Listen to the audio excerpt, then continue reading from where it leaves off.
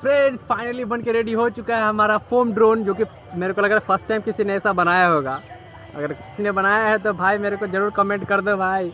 और मतलब मैं जैसा सोचा वैसा नहीं बन पाया मेरे को, जहाँ तक मैंने सोचा था क्या कि मतलब ये जो प्रोपेलर है ये आधा से भी नीचे होना चाहिए। ये जो आधा है इसका फोम, इसे भी थोड़ा सा मतलब ऊपर होता तो चलता, आधा पर भी होता तो चलता, लेकिन यहाँ पे सबसे टॉप पे आ गया है, जिसके वजह से ये थ्रस्ट अच्छा से नहीं दे पाएगा। EDF मोटर जैसे काम नहीं करेगा मेरे को लग रहा है।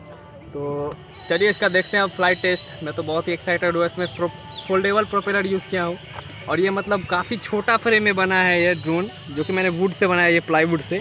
बट एक्साइटेड बहुत है। तो चलिए इसको फटाफट से करते हैं फ्लाइट टेस्ट खेत में।